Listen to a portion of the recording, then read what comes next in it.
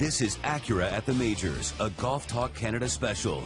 Is brought to you by Acura, proud presenting sponsor of the Masters broadcast in Canada. Welcome to Acura at the Majors, a Golf Talk Canada television special, our debut television show, the start of hopefully a very long series here in the world of Golf Talk Canada. Mark Zucchino, your host. We're going to break down everything that you need to know in this jam-packed show for the Masters. And whether you listen to Golf Talk Canada on the TSN radio network, coast to coast, 50 weeks a year, or you're tuning in on TSN and TSN2 for the first time to watch Acura at the Masters, I am joined by my co-host, Mr. Jim Taddy. James, how are we doing? We're doing great. Looking forward to the Masters. I know Tiger's not there, but everybody else is, which is sometimes lost in the story. And should be another great set of performances at the Masters, and look for somebody off the charts to win this thing. Just putting that out there. I think that's going to be a theme. I think it's going to be a theme throughout the week. Obviously, we're kicking off Masters Week here on TSN, which is really exciting. TSN, home of the Majors, home of the Masters, and there's going to be a ton of content following us on the network this week. But the storyline for me and the theme for me is all the new faces and the possibility of this year seeing a first-time winner, which we've only seen 3 times ever before in history, the last being 1979, Fuzzy Zoeller. But you know what? Let's kick this off with the big storyline, the big headline right now that broke earlier this week. Tiger Woods, not in the field for the first time in 20 years, has never missed this as a professional, started his career at the Masters in 1997 with an historic win, opted for surgery to fix the pinched nerve in his lower back. Obviously, you know, this was a lot more serious than what we thought, because you know Tiger would have done anything to get in the field at the Masters. I'm surprised he didn't gut it out and then try to take the surgery on the Monday or the Tuesday after the Masters. But this must have been a lot more severe than what we originally thought for him to say, let's do the surgery now. Well, you saw him in his last event as he lined up every putt. I mean, the man was in distress. He just couldn't putt properly, was uncomfortable, seemed to be okay on the swing. But, you know, again, the surgery, and sort of a one-dimensional story, because most people are saying, well, he's not going to play at the Masters. My question is, when is he going to play again? Well, let's hope we see him for the U.S. Open, or even maybe if we're really lucky, we might see him as early enough as a Players' Championship. I don't know, but backs are a funny thing. There's no guarantee we'll see Tiger again this year. But here's my question to you, Jim, and this is where I was thinking and going the other day with this when it was first announced. I thought to myself, regardless of how much we're going to miss Tiger, and regardless of the fact that he's still the biggest name in the game, this might be the first time since 1997 that him withdrawing from a tournament, especially a Masters, doesn't affect my pool, doesn't affect my picks, doesn't affect the outlook on the tournament for me. I totally agree. I mean, based on the distress that he was having trying to play with the back problem, I mean, did anybody really think that he was going to win this? But there's always that magical mystique about Tiger Woods that he could turn it on like that. And the Masters is about moments, and he's given us a ton of them, but the last one came in 2005, and that's the reason why I was leaning that way. And he's not the only one here. Injuries has been, this is nuts this year. I feel like we're covering the NFL, not the PGA Tour. Injury after injury. Phil Mickelson, back issues earlier in the year. He pulls out last week with an oblique muscle pull. Withdrawals from the Valero Texas Open. Good news for Phil, playing well, playing healthy again this week. So signs the point that Phil's going to be ready for Augusta. And if Tiger's not stirring the drink, it's Phil that's doing it. Jason Day, Hunter Mahan, even Bubba Watson withdrawing with severe allergy conditions. What are we covering? This is off the charts this year. We need an injury list. We need an injury. We need like a full-time staff of doctors following around the big names in the world of golf. Well, there's a lot of golf out there. I mean, this is... Well, is that part of it? Is it part of the fact that the season never ends? I just think that when you get back to the major events, especially the Masters, everybody thinks that the past will be rekindled somehow. And I think that everybody's going to find out, as you suggested, that this year, the winner of the Masters, and I've said this before when we've talked, the winner of the Masters this year is going to be 27 and under, and likely has not won a major before. And it's going to be somebody that people are going to have to hit the computer to figure out who the guy is. And that's the season that we've had. If you're a big name on tour, if you're a household name, it's not good on Sundays. Rory McIlroy, Honda Open, right? Honda Classic, excuse me. Down the stretch at PGA National. Gags the lead on Sunday, loses the lead on Sunday, ends up losing in a playoff. Matt Kuchar last week, Valero Texas Open, never mind. Adam Scott. Adam Scott 2 weeks ago. 2 weeks ago, the Arnold Palmer Invitational, 3 weeks ago, 7-shot lead with 36 holes to go.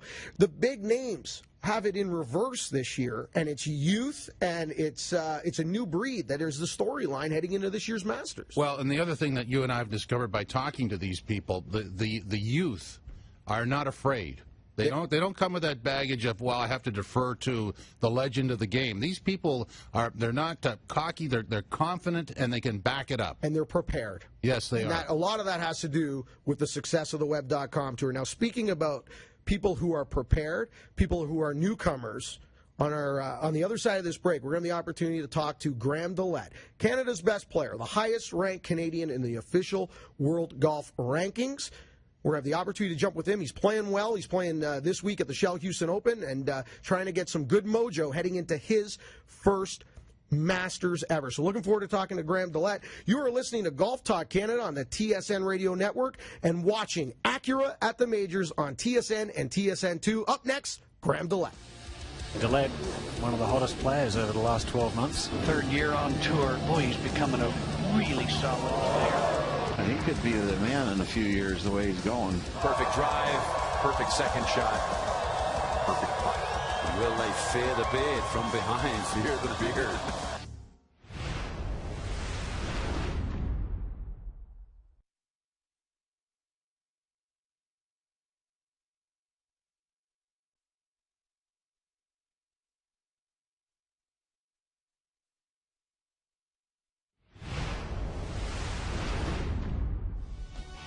Welcome back to Acura at the Majors, Golf Talk Canada television special.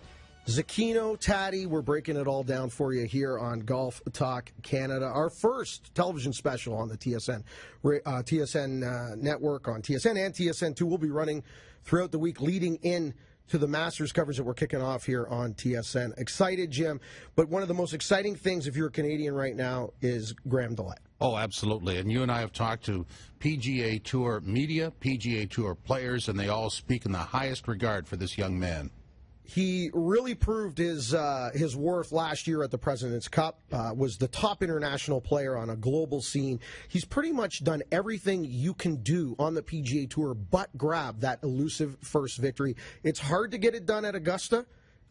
Just to be a first-timer at Augusta and win has only happened 3 times in history, last being 1979 for Fuzzy Zoeller. And you got to go back to 1935 to Gene Sarazen to find the one prior to that. So it almost never happens. But he's the highest-ranked Canadian in the world. He's playing well. He's at the Houston Open this week trying to get his game in order and get ready for his first-ever Masters, and we're lucky enough to have him with us now. We'd like to welcome to the program Canada's own Graham Dillette. Graham, thanks so much for taking the time to do this with us. Absolutely, yeah. Thanks for having me on, guys. Graham, I've been trying in my mind to figure out, how to put myself in your shoes. You grew up in Saskatchewan, a Canadian golfer, fell in love with the game, playing a lot of junior golf, playing, junior competitions, probably rolling putts against your father, on a Sunday night on a putting green. And I'm curious, when you're rolling those putts as a kid, was it always in your mind to win the Masters? Yeah, always. And I mean, I was actually just kind of commenting on that to another media a couple days ago. Like, I remember being in college and, on the putting green, be like, this is to win the Masters, or when I'm in the Masters, this and that. And it's like, it's reality now, and it's pretty amazing and an absolute dream come true. You've actually only seen the golf course recently. It's only been a few weeks since you actually made your first trip to Augusta, played the National. I talk to people that go to the golf course for the first time, even as spectators. I always ask them what their first impressions are, what surprised them the most. Most people say elevation changes. So as a player now, someone who's probably played this golf course 1,000,000 times in their head, as we all have done at some point in our lives, imagining going around Augusta and winning the Masters, what was your biggest surprise or misconception and just general impression of Augusta National? Yeah, I think the one thing that you hear from everybody is how much undulation there is. You stand on that first tee or the 18th green, 9th green, and look down and, how big of a drop it is down there. And I knew that it was tough around the greens and the surrounds and that kind of thing, but I think they're a little more difficult and they're a little more drastic than I even anticipated. And, we were playing when their greens weren't at tournament speed. So it's only going to get faster and more severe There's a couple tee shots that I didn't realize you had to move quite as much. Obviously, the 13th, you got to really, kind of almost rope hook one down there. But then I thought the 14th hole was pretty straightforward, and I got up there, and, you almost have to turn the ball over on that tee shot. And the 18th tee shot is a little more difficult. You see it on TV, and it looks like a narrow shoot, but you stand on that tee, and, it shrinks up even more. So it's exciting. I felt like I knew the golf course going in, but now I definitely have a much better idea and more of an appreciation for, what a great piece of work it is. So, Graham, there's the course, Augusta National, and you've given a nice description there. Then there's the event, the Masters. How do you separate the two? How do you prepare for both? Well, I've gotten some advice from different players, guys who have been there quite a few times. And, even with Mike Weir, he was telling me, he's like, you got to get there prior to the tournament so that you realize that it's just a golf course. I mean, it's an amazing place. But if you can get there before the infrastructure is all up and before the fans are all there, you can realize that, it is just a golf course, and you have to play it to the best of your ability and, try to limit the mistakes and be mentally strong. And, those are the keys around there. And, I met with Timmy Clark here down in Scottsdale a few weeks ago, and he was saying that the one thing that's really important is to go and enjoy it and make sure you have fun. And especially your first time, it's easy to get wrapped up in, wanting to play so well that you almost put too much added pressure on it. And he said, just have fun. And when you have a bad hole or a couple in a row, look around and just appreciate the fact that you're playing Augusta National in the Masters tournament, and, let it bring a smile to your face. The Masters, over its history, known for Masters moments, that I could probably predict your answer here, but I want you to say it anyway. Growing up watching this event over the years, is there a moment for you that jumps off the page? Yeah, I mean, no doubt it would be 2003 when Weirzy won. I still kind of almost get the shivers just thinking about it. I think pretty much every Canadian can tell you, whether they're even like a real golf fan or not, there's such an epic moment for sports in our country, let alone just golf, that where they were and what they felt when they saw that putt roll in, especially on that 72nd hole to force the playoff, and then when he won on 10 was pretty unbelievable. Graham, there's a ton of pressure, I guess, right now on you in terms of your time. I know you're experiencing something that you haven't experienced before, in a sense, heading into a Masters, and a lot of people on top of you asking you for your time. But I got to assume there's a lot of celebration going on as well. This is your first Masters. I got to assume you've got a ton of family in attendance. If you brought Team Saskatchewan with you, and in general, how are you feeling about your game right now? Yeah, it's going to be a lot of fun. I think because it's my first time, we got some added people coming down. I got 8 buddies, guys that I grew up with in Saskatchewan, to guys that I played with in college, and then just that I've met along the way. And then both my mom and dad and my wife's dad are coming down. So we rented a couple houses for the week. So, and that's the other thing that guys have told me too. You got to make sure that you can set, because it's such a big deal for everyone else too. You got so many people there, and you got to really just separate and treat it as a regular week and do the same things you do week in and week out. And, that being said, when you talk about my game, I feel like I'm playing really well. I think, they always say that, it's so hard for a first timer around there, but I do feel like the course suits my game pretty well. And, Houston here this week is a tune-up, and, hopefully we can go in there with some good vibes, and I'm really looking forward to the week. Well, Graham, we know it's your first Masters, but we definitely know for sure it's definitely not your last. So good luck. Thanks for doing this with us. Make sure you enjoy it. The country will be watching you, and the country's definitely pulling for you, so thank you. All right, I will guarantee that. Thanks, guys. Appreciate it. Graham DeLatte, there he is, Canada's own, Canada's highest-ranked player in the official World Golf Rankings. And Jim, in 2013-14, with names like Jimmy Walker and Patrick Reed and players like that, why not Graham DeLatte? Well said. Why not? He's one of the better ball strikers on the tour. Johnny Miller has raved about him. And, it's just missing the one piece, and why not? It's not unlikely here. Before we go to break, quickly, you brought up a great question there to Graham about Masters moments. If for you, thinking back of covering this event and being a fan of it over the years, if you had to pull one moment off the page, what would it be? 2, because they're contrasting. 86, Jack Nicklaus winning the Masters, one last, shot at glory. And then 96, where Greg Norman just couldn't get it done. It was like, watching just something not good. That's pretty much opposite ends of the train track there. And Nick Faldo being there in the right spot at the right time. Yeah. Great for Graham to join us. We're going to be pulling for him, and the country will definitely be watching. On the other side of the break, we're going to do Winners, Weird, and What? Masters Edition. You are watching Acura at the Majors, Golf Talk Canada Television.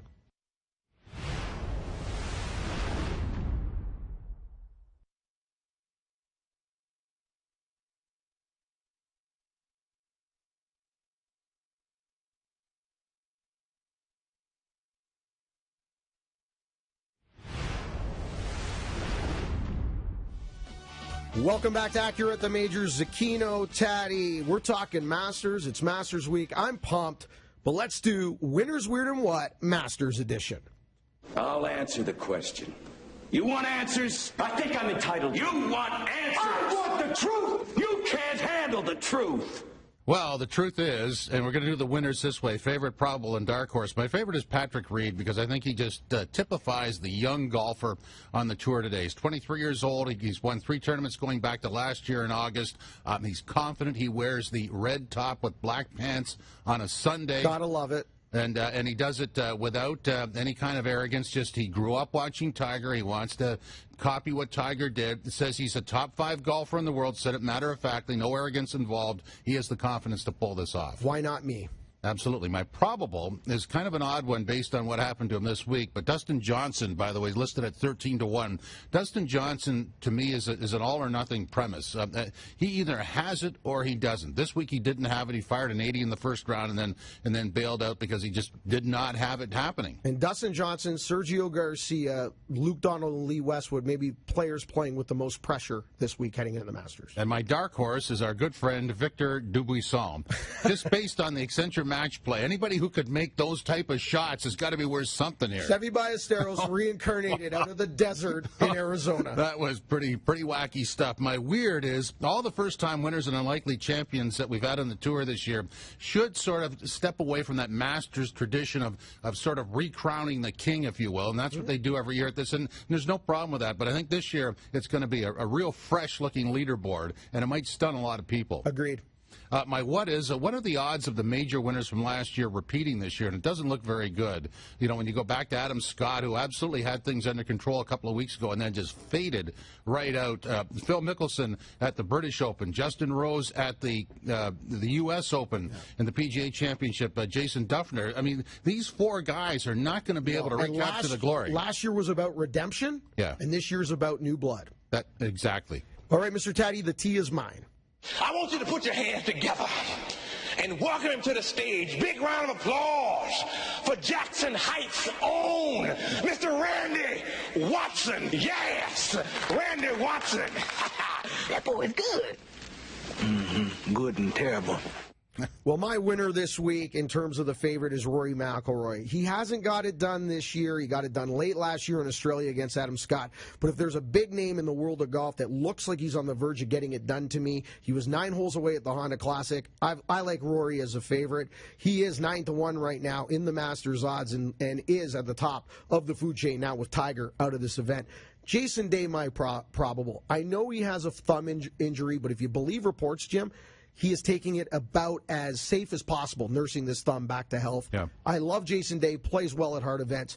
And my dark horse, why not Graham Dillette? We just spoke with Graham Dillette. Sure. His game is built on ball striking, and that works everywhere. He doesn't rely on one facet of his game to get hot, to be in contention, which suits tough courses well. He'll do well at majors. Why not Graham Dillette? My weird is kind of on the lines of the theme today and what you were talking about. If you're a big name, where are you on Sunday? Adam Scott, well, you know, how hard is it to duplicate a win at the Masters, to repeat? Only Nicholas Woods and Faldo have ever done that. So Adam Scott, based on what he did at the Arnold Palmer Invitational, very hard Masters for him. Yep. We've seen names go backwards all year long, and I think we're going to see a lot of new names, as you suggested, again, at the top of this leaderboard. And my what this week, and I've been sitting on this all week, and I'm very upset, and we only have a few minutes in today's show. This is a pot boiling over, ladies and gentlemen. You are allowed to be disappointed. You are allowed to be upset that Tiger Woods is not in the Masters. He is the biggest name in the game. He is the #1 star. But if you call yourself a golf journalist, a golf analyst, or a fan of this game, you are not allowed to say that I am not as engaged with the Masters or I will not be watching it as intently.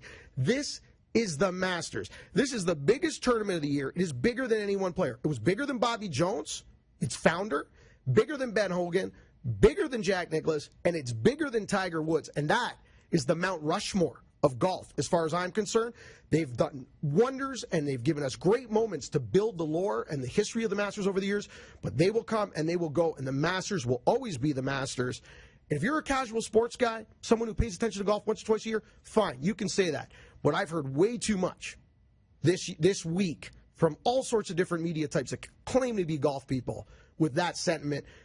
You know what? Do me a favor, rent The Notebook. And when the rest of the country is watching the Masters on Thursday, starting here on TSN, enjoy The Notebook on the couch and enjoy your movie rental, because it is absolutely ridiculous. This is the Super Bowl. You watch the Super Bowl regardless of who's taking the snap. Still will be a green jacket handed out on Sunday. The question is, who wears it? And let's not forget that it's been 9 years since Tiger's donned that green jacket, and since 2008, since he's won a major. So don't think he was at the top of the leaderboard anyway. There are a ton of great stories here. And I agree with you. So that's my rant. It's been very upsetting. You can tell I'm a huge Masters fan. You feel better? You look better. I feel a little bit better. Barely. You look relieved now. There we go. He didn't sleep last night. Didn't sleep last night. On the other side of the break, we're going to get you caught up on the TSN Masters schedule, the Masters content. We're kicking off Masters Week here. You're listening to Acura at the Majors, Golf Talk Canada Television.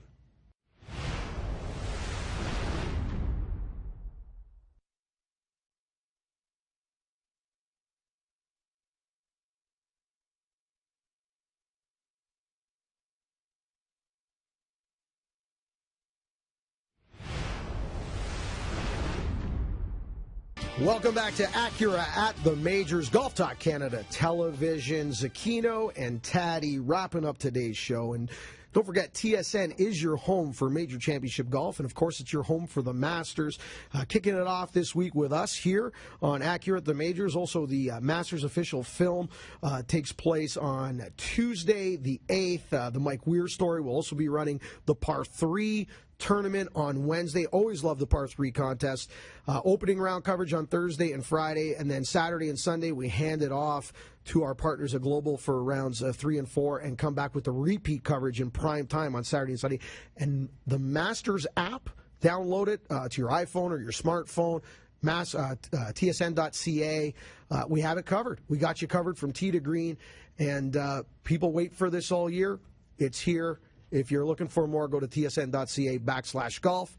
And don't forget that Acura at the Majors, Golf Talk Canada Television, is with you all season long for season 1. We're going to be back, U.S. Open preview show June 8th to kick off U.S. Open week here on TSN Television and radio, and Jim and I will be doing that. Are you working on your rant for the U.S. Open show about how bad the rough is?